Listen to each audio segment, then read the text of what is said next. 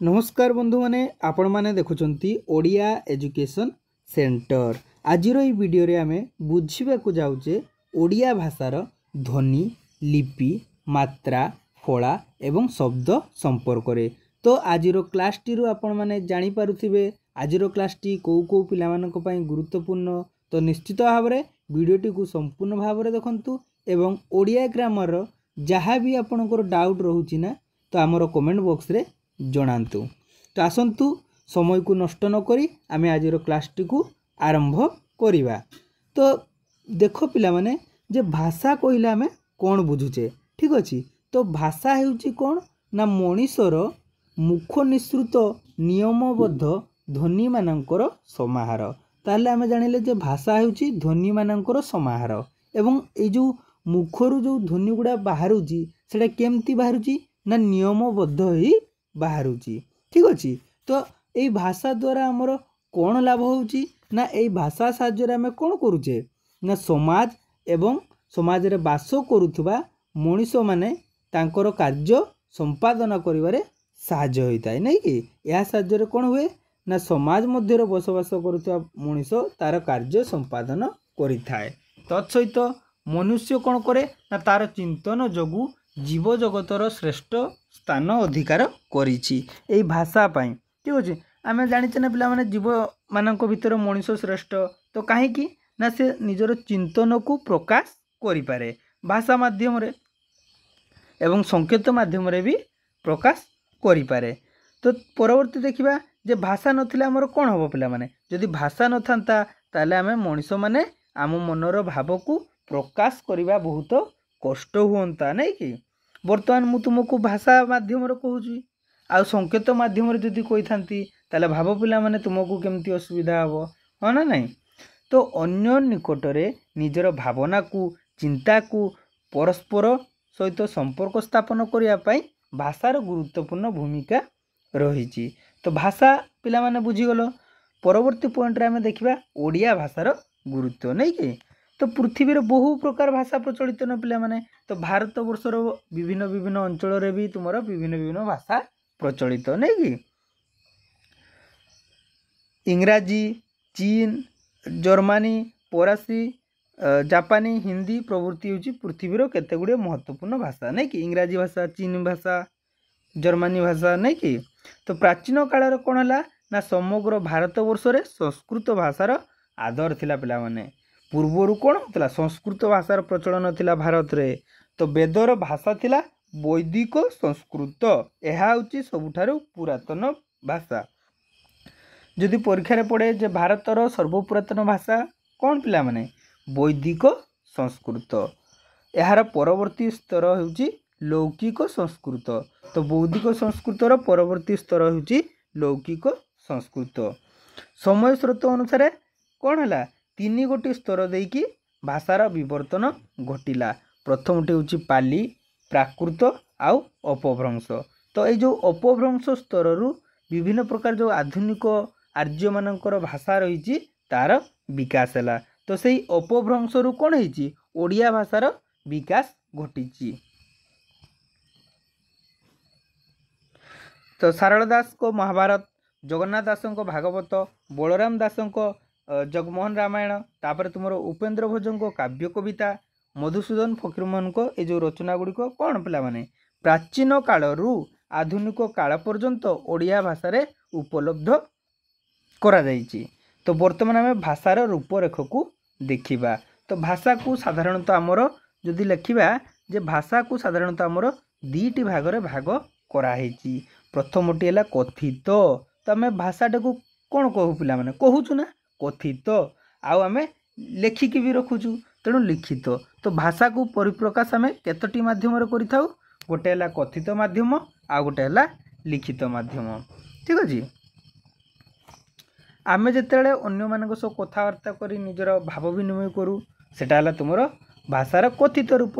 आ जेतेबेले आमे कोन करू पिला माने पत्र पत्रिका पुस्तक माध्यम रे अन्यर विचार चिंताधारा जानिबा को पाई थाउ बा कोनोसी व्यक्ति को चिट्ठी लेखि ताहा हेउची भाषार लिखित रूप। जेमती तुमर रामायण, महाभारत, भागवत एगुड़ा होची ए जो ग्रंथ गुड़ा कौन लिखित भाषार निदर्शन। ठीक अच्छे बुझीगला।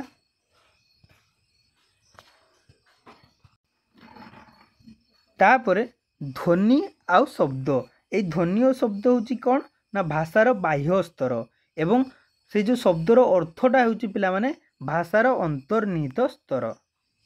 ताले भाषार अंतर्निहित स्तर कौन ना तार अर्थटा, आउ तार बाह्य स्तर कौन ध्वनि आउ शब्द।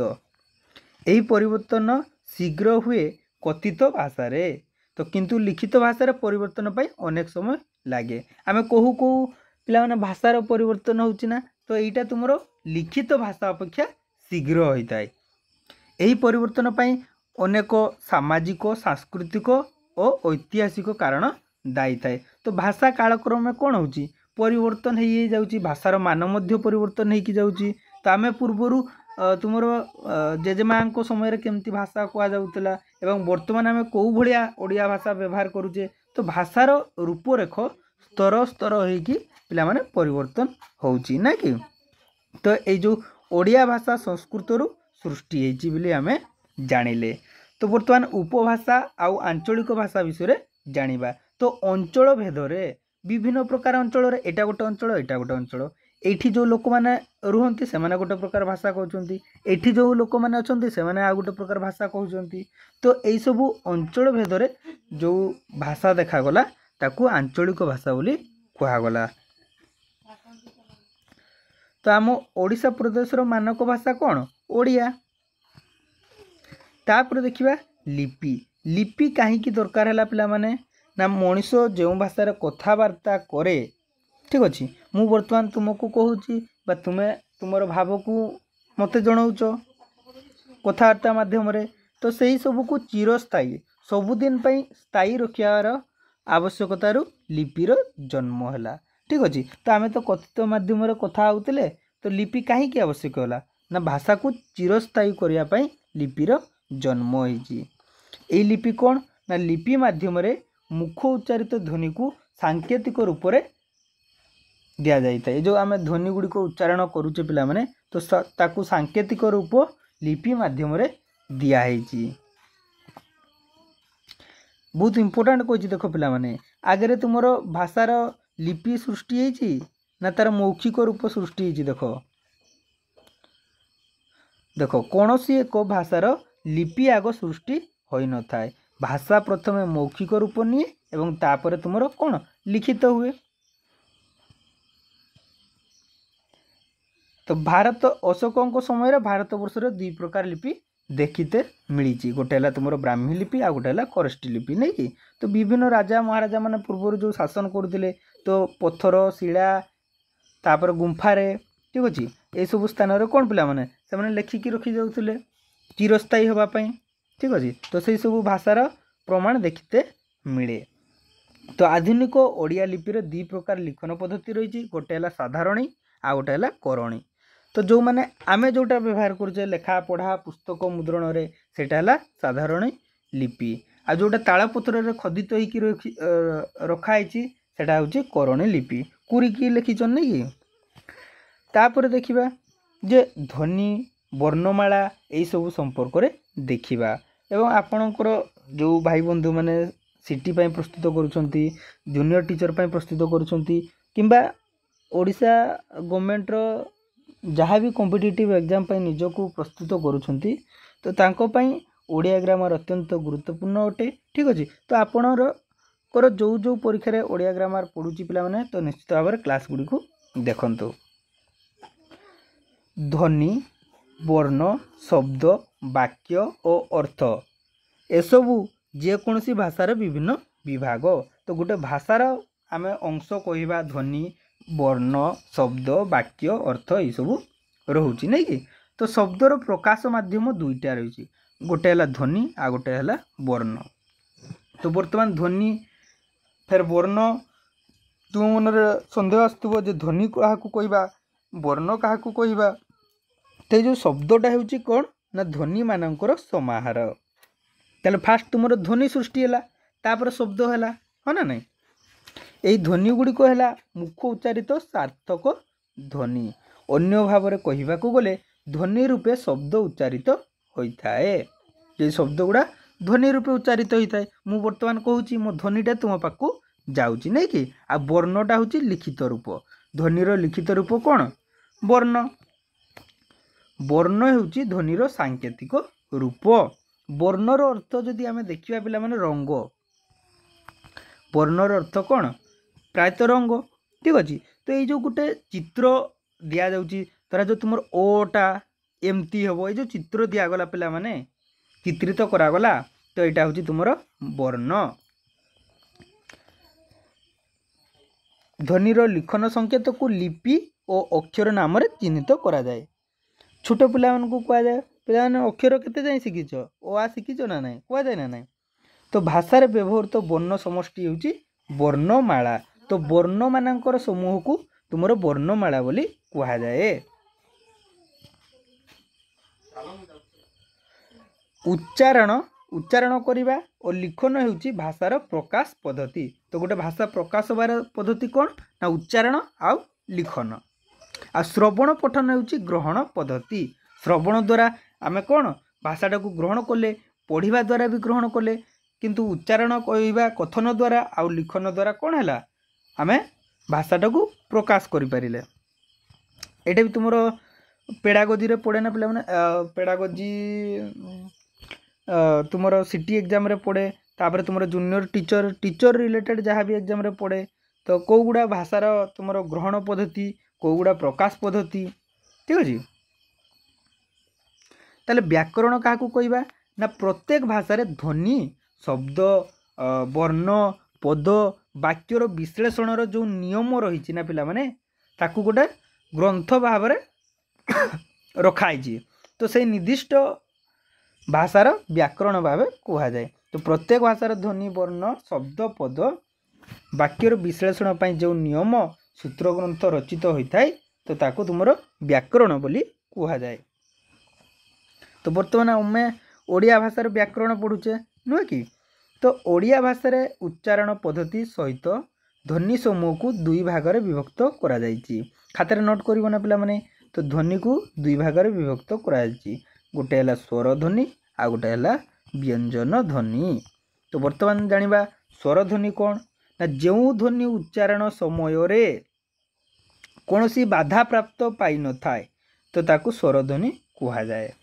ताले कौन देखिबा ना जो ध्वनि गुड़िक आपे आपे उच्चारण होता है ताकू स्वर ध्वनि कहुए। आपे आपे केमती होची मन को देख।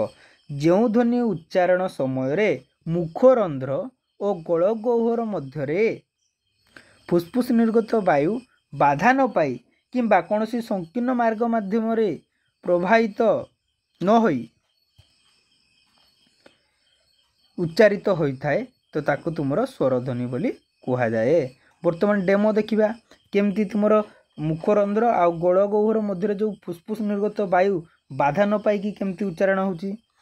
तो ओडिया भाषा रे 8 गोटी स्वर ध्वनि रही। तुमर पड़े ओडिया भाषा रे केतोटी स्वर ध्वनि रही कन्फ्यूज हो जाती पिला माने। स्वर वर्ण केटा रही स्वर ध्वनि सेगुड़ा एका कि नाई ना वर्णटा हूँ लिखित रूप।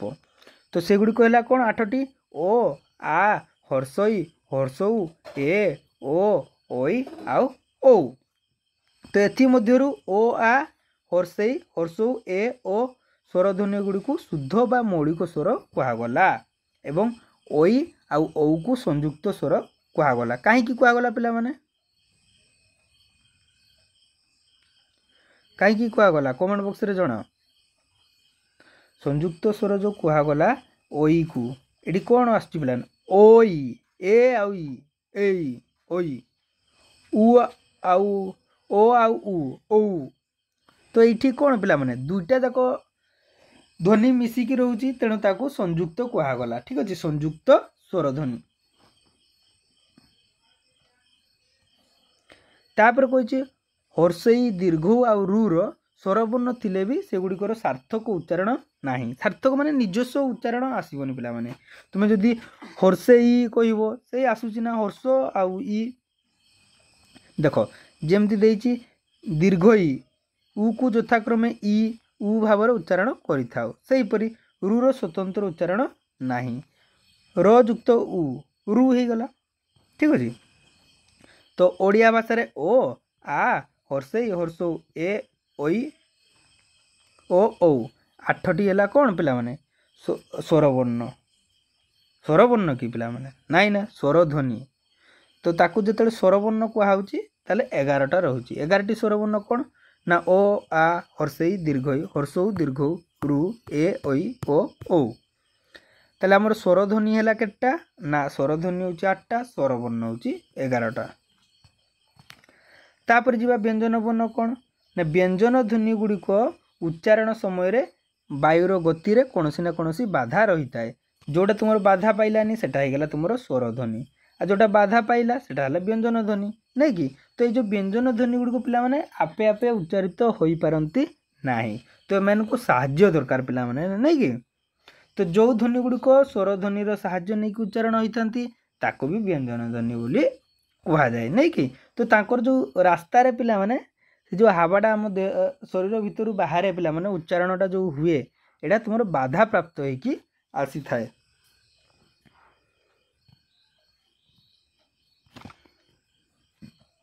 बाग जंत्रर दुई अंश परस्पर सहित मिलित होई वायु मार्ग को बंद कर दे पारती किंबा पाखापाखि रही एक संकीर्ण मार्ग सृष्टि करती वायु जदि यही बाधा सहित किंबा संकीर्ण मार्ग घोषी प्रवाहित हुए ताकू व्यंजन ध्वनि कहुए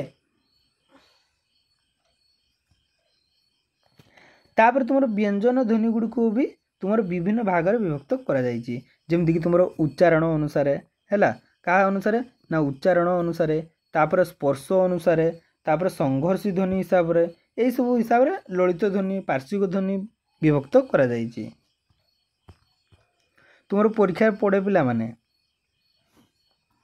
देख प फ ब भ एगुड़ा है अष्टध्वनि माने ओठ साहाଯ୍य उच्चारण होता है तो थ द ध एगुड़ा है दंत्य स्पर्श आ ट ठ ड ढ मूर्धन्य स्पर्श ये पिला दंतेन आसे ना ना तो थ द ध दंतेन तेणु यहाँ दंत्य स्पर्श मन रखीदेव तापर ट ठ ड ढ मूर्धन्य आसे तेणु मूर्धन्य स्पर्श मन रखीदेव तापर क ख ग घ एगुड़ा हूँ क कंठ कंठ स्पर्श तापर नासिक ध्वनि नाक देकी जो गुड़ा है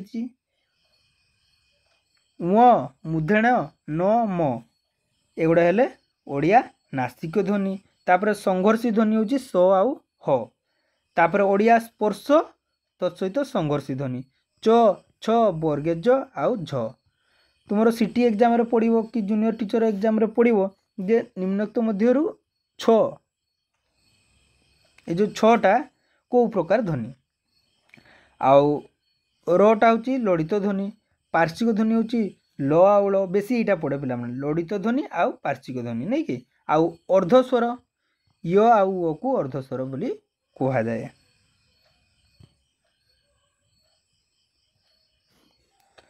देख अर्धस्वर गुड़िक व्यंजन ध्वनि गुड़िक ठारू बेसी मुखर थाए आ स्वर ध्वनि गुड़ ठारू कम मुखर थाए ताले ओडिया भाषा रे देख क ख ग घ उ च छ वर्गे ज झ ट ठ ड ढ ढ मूर्धन्य त थ द ध न प फ ब भ म य र ल ळ व दन्तस्व ह यही 33 गुटी व्यंजन ध्वनि रूपे उच्चारित होता है बाकी जो रहीगले पिला माने न्य ज तालबेश मूर्धन्यस्व अनुसार विसर्ग यही 6टी ध्वनिर मौलिक उच्चारण स्वाभाविक कथन रे नाही पिला माने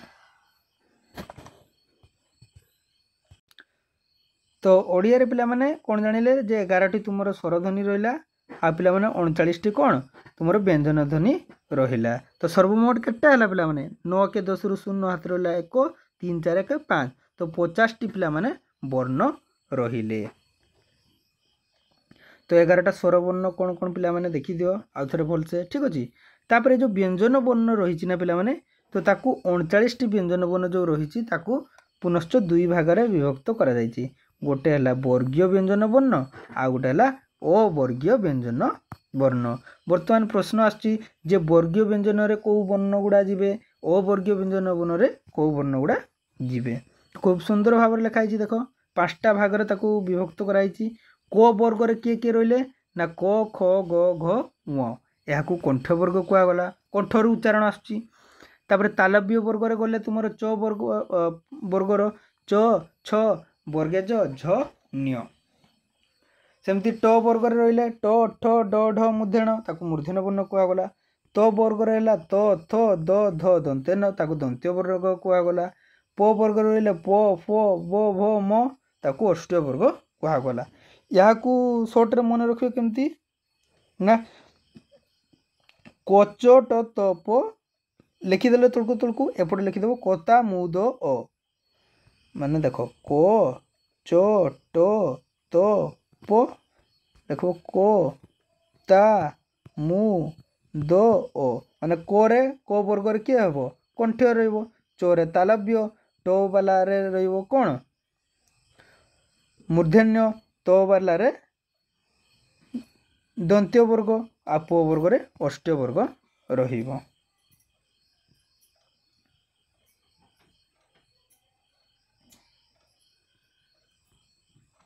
ताले को ठारू म पर्यंत पिला माने हैला को ठारू आरंभ कर म पर्यंत ए 25 गोटी वर्ण होउचंती वर्गीय व्यंजन तो बाद बाकी जहाँ रही गले सेगुड़ा होची कोन अवर्गीय व्यंजन तो 14 टी ना पिला माने 25 टी ये हैला 14 टी टोटल 39 टी व्यंजन वर्ण तो सही भितर 25 टा हैला को रु म को ठारू म पर्यंत हैला 25 टी कोन वर्गीय आउ 14 टी हैला यो पाखरु चंद्रबिंदु जाई अवर्गीय व्यंजन। तापर देखिबा मात्रा कोण फला कोण ना स्वरवर्णर सांकेतिक रूप को तुमरो मात्रा कुहा जाए स्वरवर्ण कोण कोण आमे जानि गले नै कि ताकू मात्रा बोली कुहा जाए। देखो ए जो स्वरवर्ण ओ रही ना तो ताकू छाड़ी देले समस्तंकर सांकेतिक चिन्ह देखा मिली था केवल ओर न थाई पिला माने ठीक अच्छे तेणु यहाँ कौन ना सबू वर्ण सहित जड़ित ही रही था जमती ये जो कोटा है पिला माने कोटा केमती कोर हणत युक्त ओ ये हिडेन रही लुचिक रही इक्वल टू को है ठीक अच्छे बुझीगला ना पिला माने। तापर देखो आटा तार मात्रा कौन एमती गोटे बाड़ी दिखाई जमी बोरे आकार बा कोरे आकार का छोट बड़े प्लान वर्णबोध बही पढ़ीच नहीं कि आकार हर्षईकार दीर्घईकार तो हर्षईटा को एमती चिन्ह दिखाई पिता माता मोरे आकार देदेल तोरे आकार माता आकार दीर्घईकार नदी नदी एटा है दीर्घईकार तापर तुमर एटा है हर्षौकार एटा है दीर्घौकार एटा है रुकार एटा है ए तापर ओई तापर तुमर ओ तापर ओ तापर देखो ये जो हर्षईकारटा पिला माने केवल ख थ आउ धर उपरे भी लगे पारबो चाहिए आ नले कोड़ी तोले भी एमती लगे पारिबो मन रखियो। आखि आखि तुम्हें एमती भी लिखिपार आउ एमती भी लिखिपार ताले कौ तीनटा ख थ आउ ध। तापर देखो युक्त व्यंजन माने कौन ने व्यंजन गुड़ा युक्त होइतिबे वियोग होई नथिबे पिला माने युक्त होइतिबे माने मिसिथिबे को सहित तो मिसिला कौन हला कोरे तो मो सहित बो मिसिला मोरे बो च सहित न्य मिसिला न्योरे च मूर्धन सहित ट मिसिला मूर्धन रे ट बेसी इंपोर्टेंट एटा पिला माने ठीक अछि वर्गज सहित न्य मिसिला ज्ञ हैला तापरे मो सहित भियो मिसिला मोरे भो तालबेश सहित च मिसिला तालबेश रे च एते जानिच आउ देखो ये जा केमती लेखा होची पिला माने देखो तो युक्त व्यंजन व्यवहार को आम तीनटा दृष्टिकोण रे देखे कौन हुए ना प्रथम व्यंजन वर्णर पूर्ण रूप थाए आ द्वितीय व्यंजन संक्षिप्त रूप थाए यहाँ मुद्रण लिखिदेली तापर ठटा कि टटा केमती लिखाई ये गेंजी देकी लिखाई ना पिला माने तापर द्वितीय नंबर केमती करा जाए ना प्रथम व्यंजन पूर्ण रूपे रही द्वितीय व्यंजन सांकेतिक रूप व्यवहार करा जाए जमती को तोर सांकेतिक रूप एटा व्यवहार करागला रक्त र करत रक्त तापर देखो रोटा ये जो रोटा पिला माने तार सांकेतिक रूप को रेफ भी कहुए यही चिन्हटा भी दि जाए। तो बर्तमान आम डाउट हो यहीटा के दबा ये कौटी दबा नहीं कि। तो जदि पूर्वर व्यंजन वर्ण युक्त व्यंजन आरंभ जदि रो रोचे ताले ये रेफ फलाटा लगे। देख रो युक्त क एमती तर क क्र क्र उच्चारण आसुची नहीं कि। और घ घरे रेफ ये जो देख कर्मटा है पिला माने कर्म एटा केमती क रो मो पिला माने मो पूर्वर रो आसची ना नहीं तेणु तुमर मोरे एटा है रेफ फला है। आ जदि तुम्हें कहब जे कौन कह पिला माने क्रोध क्रोधरे कौन केमती लिख पिला माने क्रोध ना क्रोध करे रो यही रोटा दियो कहीं ना ता पूर्वर कौन अच्छी पिला माने आउ किछि नाही नी अच्छी कि नाही नी।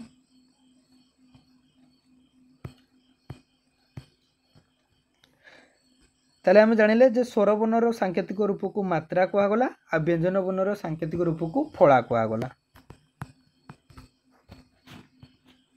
सेमती चिन्ह गुड़ा देखी दियो कोर देइची जोटा अधा केमती डो ढ तो थो पो भो देण नहीं कि।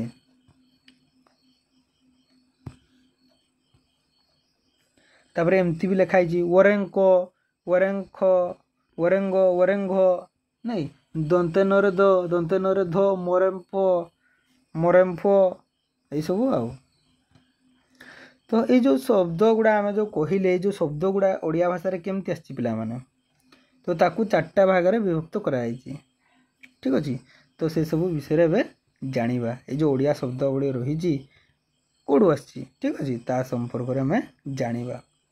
गोटे है तत्सम आ गोटे है तद्भव आ गोटे है देशज आ गोटे है वैदेशिक। तो ये वीडियोटी को जब आपण मैंने संपूर्ण भाव में देखीदे ना आउ डाउट रहिबो नहीं ठीक अच्छे। तो बर्तमान आम जानिबा तत्सम कौन तत्समर अर्थ होची तत्सहित समान तत्र अर्थ संस्कृत भाषा सहित ये समान। तो जो शब्द गुड़िक तुमर संस्कृत भाषा सहित समान पिला माने ठीक अच्छे संस्कृत भाषा सहित समान तो ताकू कहगला तत्सम। जेमती तत्सम शब्द कौन रही पिला माने ओहि अग्नि आनंद करुणा फल पिता नास्तिक षष्ठी राष्ट्र विषय आदि आदि बहुत प्रकार रही नहीं कि। तत्सम शब्दर अन्य गोटे ना अच्छी ताहला साधु शब्द बा संस्कृत शब्द। ताले तद्भव कौन तत्र अर्थ तहिरु भव माने तहिरु जात माने संस्कृत शब्द रु मूल जो संस्कृत शब्द रही तो सही शब्द रु जो नुआ शब्दटा तैयारी होती ताकू कहगला तद्भव।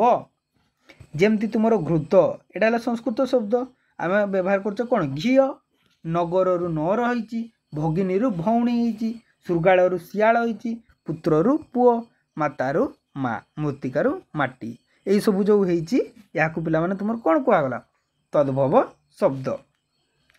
तापर देखिए देशज शब्द माने जो शब्द गुड़ा देशर व्यवहार होची नहीं कि देशज शब्द देशर साधारण जनसाधारण द्वारा जो शब्द व्यवहार होची सेटा तुमर देशज शब्द।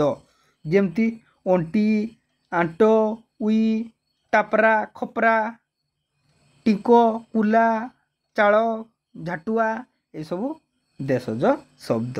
द्राविड़ शब्द भितर रही चुआ चुआ पानी पिउच कि चुआ पानी आरिसा पिठा एंडुरी तोटा तापर आदिवासी शब्द रे गला ताटिया पाइटी ढल बेंट ओटई इत्यादि ये सब हूँ कौन आदिवासी शब्द ये सब तुम देशज शब्द रे आसिले। तो वर्तमान वैदेशिक शब्द विषय जानिबा। वैदेशिक शब्द माने जो शब्द का तुम विदेश रु आसी कौटू आसी विदेश रु आसथिबा शब्द को तुम वैदेशिक शब्द बोली कहा जाए।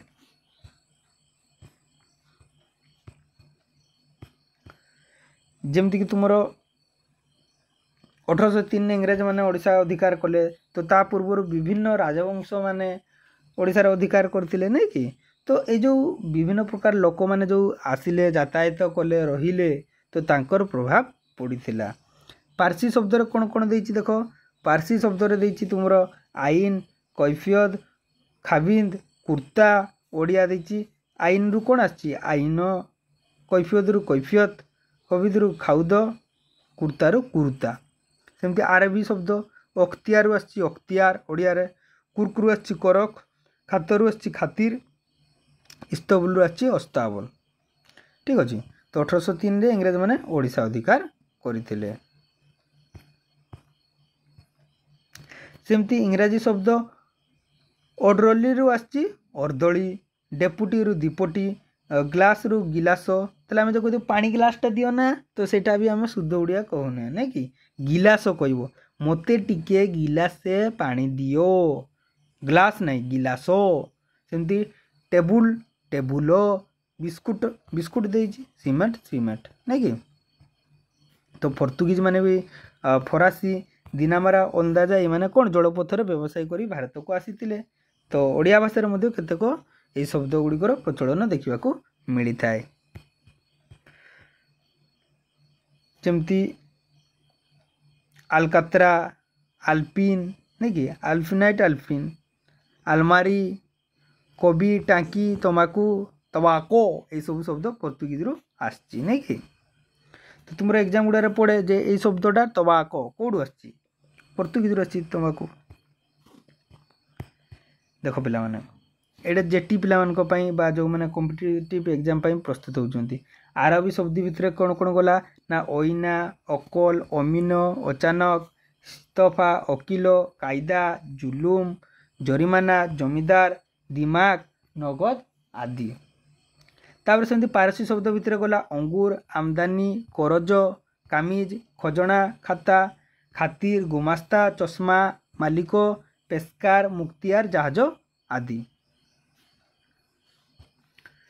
तुर्की रे गला कौन कौन ना गालीचा, तोप, बंदूक, बारूद, कुली। पोर्तुगीज रे गले आचार, कवि, नीलाम, स्त्री, बिस्कुट, किरानी, पिस्तौल, बेहाल, फिता, बोताम। तो मूर्ख सूत्र बा देशी सूत्र रे आमे मन रखिबा।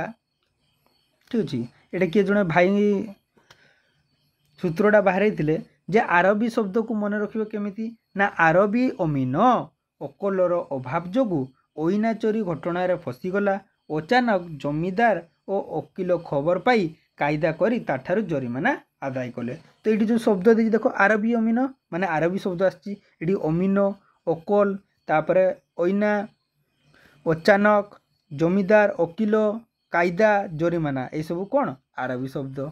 सेमती सेकेंड वाक्य पारसी रो कौन देछि ना पारसी मालिक खजना खाता को देखिया पाई चश्मा खोजुची, काली गुमास्ता ठारू करज आनी जहाज रे अंगूर आमदानी करिवो।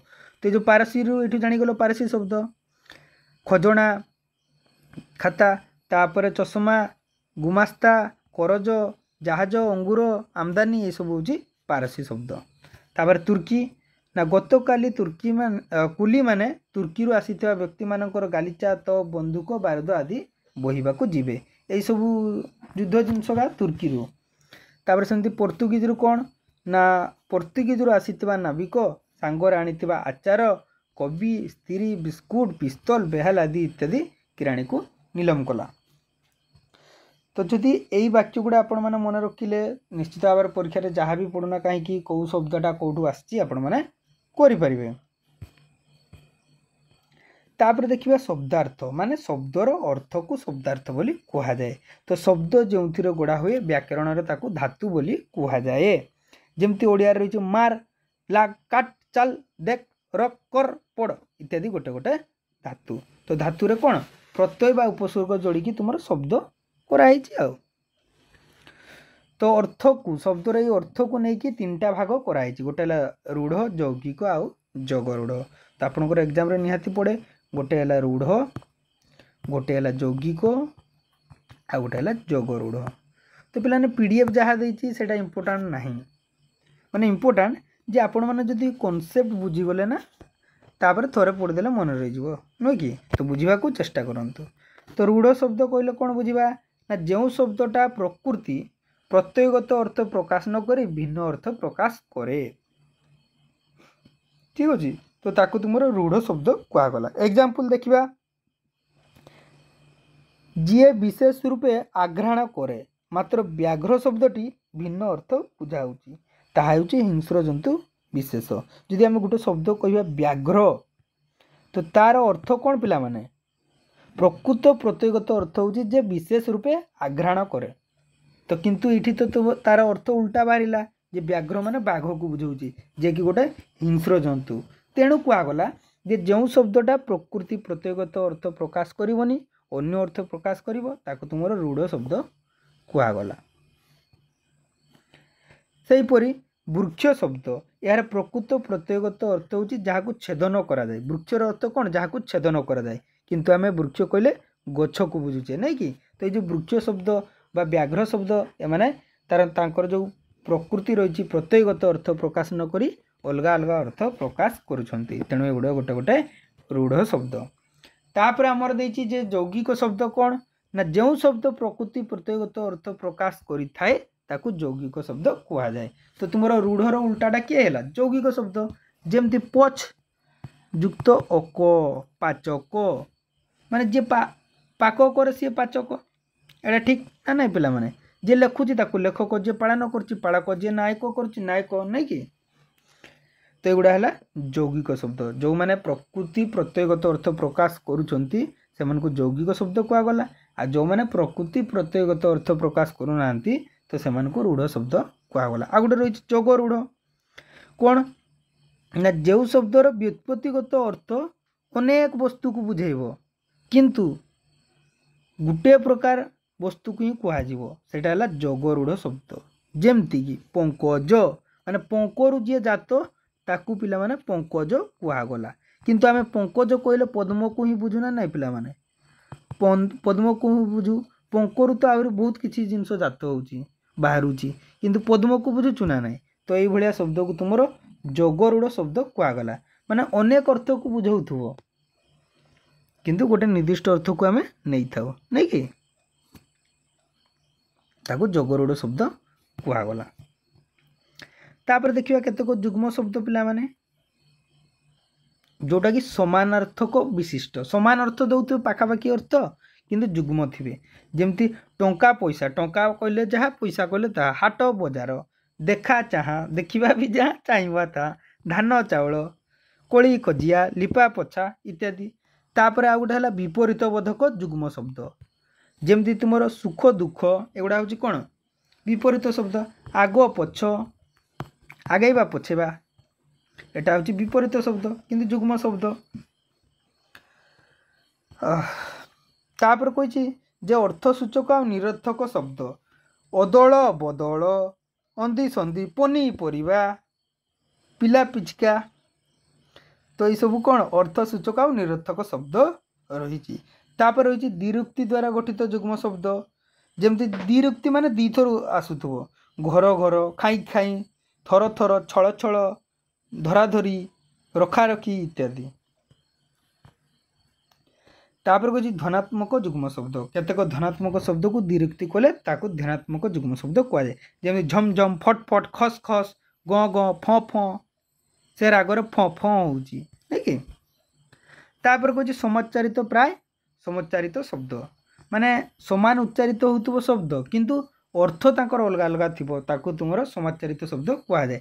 जेमिति तुमर देछि ओ दंतेश्वर हर्षय असी तार अर्थ होछि खंडा आ ओ तालबेश्वर दीर्घ असी माने होछि संख्या असी जो आमे लेखे असी सेमति दीर्घई तालबेश होछि ईश्वर आ दीर्घई मुदिनेश होछि लंगड़र दंड कुजन कोरे हर्ष जन कुजन माने खराब लोक आ कोरे दीर्घई जन कुजन होछि पक्षीर राभ।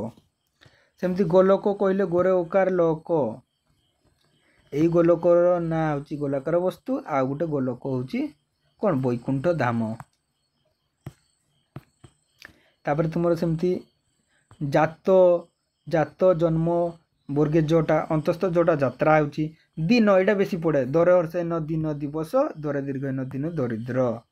स्वाक्षर आ साक्षर साक्षर माने जे लेखि पढ़ी जानी पिला लिटरेट आ स्वाक्षर माने दस्तखत साइन जेटा मारन है। सेमती शील तार दीर्घ ईड़ हूँ स्वभाव मनुष्यटार शिल कौ प्रकार स्वभाव कौ प्रकार आ गोटे हूँ शिल मसला बाटा शिल आउ तापर देजी तुम केतेक विपरीत अर्थबोधक शब्द जमती अभिज्ञ रोचे अनभिज्ञ असलीर नकली आस्तिकर नास्तिक आशीर्वादर अभिशाप उठाणीर गोडाणी कठिनर कमल गलीर आसिली जयर पराजय दोषीर निर्दोष एटा पिला भूल कर दियंती जे दोषीर निर्दोषी कर दियंती नाई दोषीर हम निर्दोष क्षम अक्षम हानि लाभ सुंदर असुंदर बा कुत्सित मान अपमान भूल ठीक पुरस्कार तिरस्कार पुरस्कार कौश अच्छी देख तिरस्कार कौश एटा तुम बनानगत अशुद्धि पड़े नरक स्वर्ग दुखी सुखी नूतन पुरातन। तो आशा करुच्ची आपण मानकु क्लास टी निश्चित भाव में भल लगुव यही शिक्षामूलक वीडियो पाइबा आम चैनल को लाइक शेयर एवं सब्सक्राइब करने को भूलिए नहीं।